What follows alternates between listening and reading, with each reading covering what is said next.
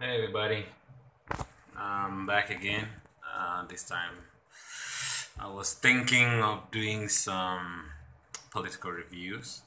I was just watching news right now about the NASA program that just been watching about in on YouTube about Kenya political opposition political party, and something came into mind that I was like.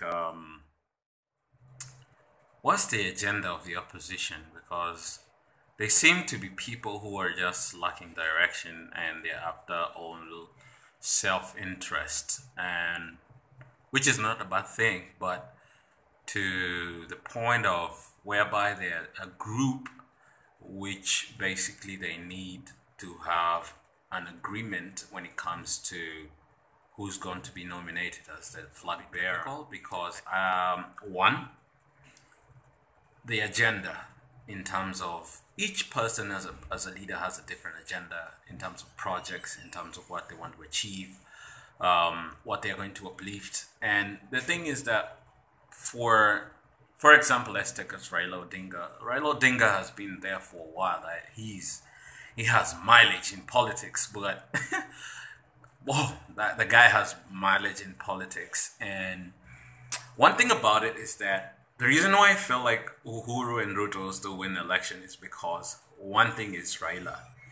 If Raila is elected as the leader, I think people would still prefer to stay with Uhuru because Raila is more of my opinion is that he's not after the Kenyan interest. He's about his own interest of becoming a leader, a president. That is his ambition, just to become the president. And I think by the time he realizes he's president, his time will be finished and he will not have to serve the country well because he's still in that state of shock of being president of Kenya, which he's been fighting for a long time. So I feel like, first of all, the other thing about Raila is that I have never had him say anything positive. Because sometimes, even if you hate your enemy or you hate the government, you have also to realize that there are strengths that they have that you can compliment on. And I feel like Raila fails a lot to really push that on in terms of the agendas that the government has done. Even though the projects were started like 50 years or 20 years or 10 years or 5 years, it doesn't matter.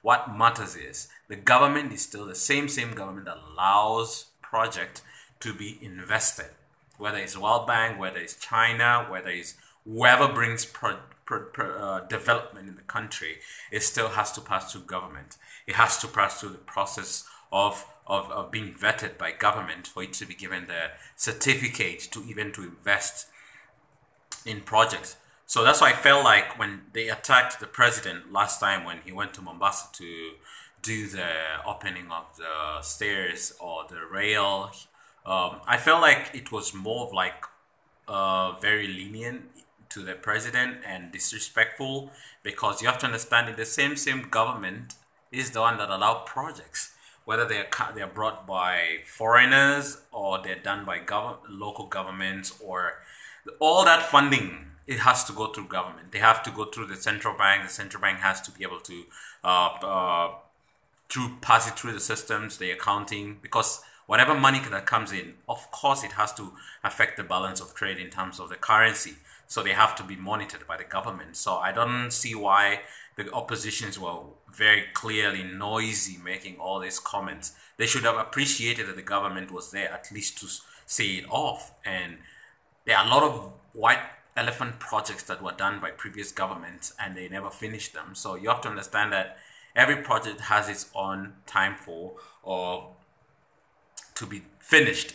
Now, my other issue was secondly that I wanted to say is that I'm still on Raila because I feel like Raila will not accept defeat if he's not nominated for the flag bearer for N.A.S.A. And I feel like he is the person who is going to make N.A.S.A. not become the government of next election because, first of all, if, for example, they choose Mudavadi or Wetangula or Musyoka, I don't think his ego will let him, because I have not seen Raila's ego bent in any way. Even when he was elected in 2007 as the prime minister, I felt like he really let us down as Kenyans. I was a root supporter for ODM.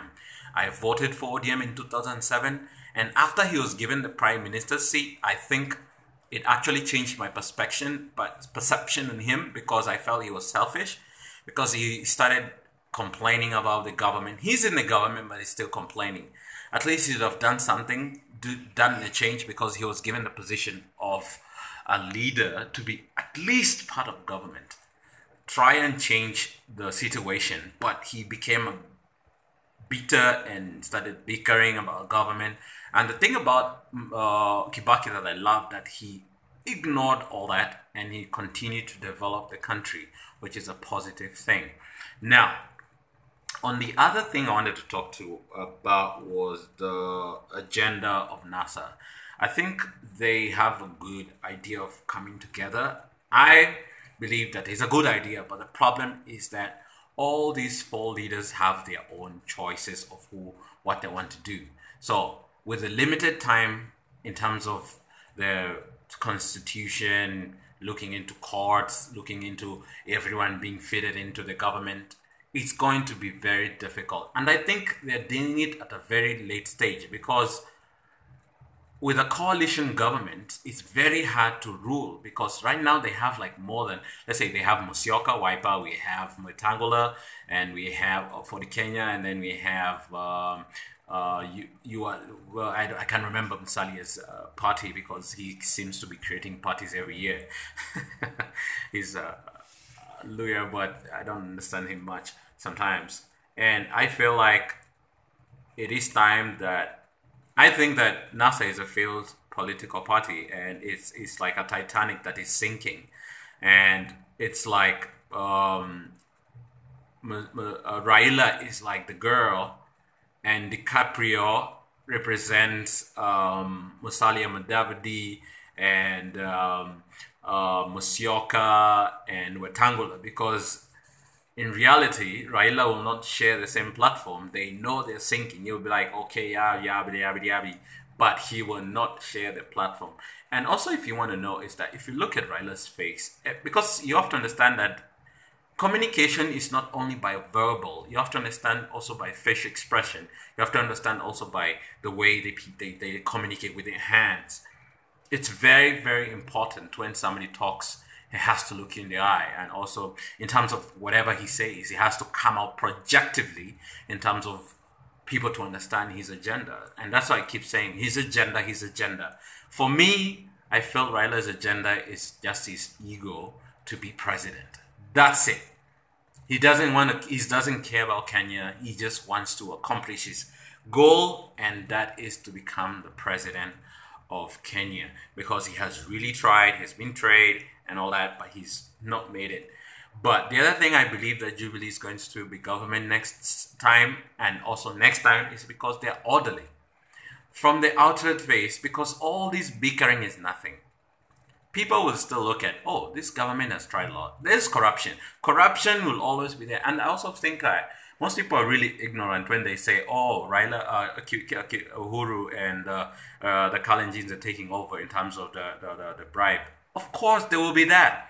And the other thing that scares me much is that Raila is surrounded by all these people who are Luos. And that's the funny thing about it, is that when they come to government, it will be a nepotism government, because majority of the Luos will want to get the vote. Why? Because they feel like Raila is their man and is a person who's bringing the big share into the political party. So they are going to create chaos in terms of getting ministerial positions. And that's the problem that they're going to lose, because most Kenyans will be like, I think I would rather ride with this than... And I always remember when Moi used to be president, we used to say all the time, it was rather the devil we know than the angel that comes. So I believe that it's rather we stay with Kibaki, Uhuru, and Ruto, because we know them. And we believe every government goes through corruption. Moi had his golden bag.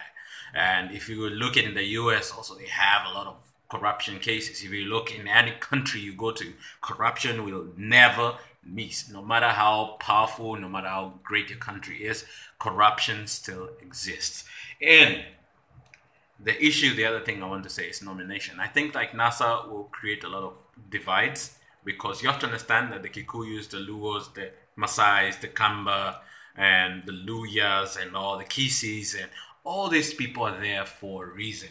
Let this all political pictures don't show you nothing. These guys have agendas, and their agendas is to satisfy their own egos in terms of the societies, in terms of what they want to be, want to achieve. You come second, and that's why I feel like Kenyans, when they come to vote, they are going to vote Uhuru. Why? Because they will feel safe, because he's already there. We know him. Yes, he has faults. It doesn't mean he's perfect, but he's done a lot of projects. Kenya has really changed based on the projects done. And sometimes the government is not only judged based on corruption, it's judged also based on development. Sometimes you will not be able to put 100% food on the plate for everybody. That's whereby non-governmental institutions come in to feed into the government. And I believe that the government has done much. But there are bits and pieces that where they have failed in terms of corruption. Yep, they have done it.